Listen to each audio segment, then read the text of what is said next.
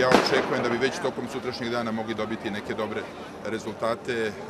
Paralelno sa razgovorima među Ukrajine, Rusije i Evropske unije, koja bi trebalo da namiri te troškove i dugove koje Ukrajina godinama pravi. Mi ćemo poslati našu delegaciju u Mađarsku da već sutra obezbedimo stabilnije snabdevanje gasom, da bi naši građani, naša industrija, naša ekonomija ne bi ispaštala. U svakom slučaju radimo bukvalno sve što možemo. Nije prošlo ni 24 časa od nastanka ove krize.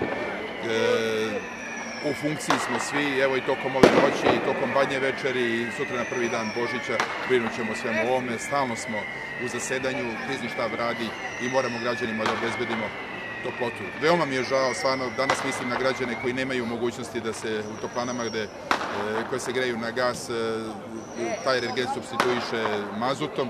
Ima i takvih gradova u Srbiji, ali moramo iz ovog događaja izvući neke zaključke i popraviti neke i greške koje su bile u našem sistemu u prošlosti.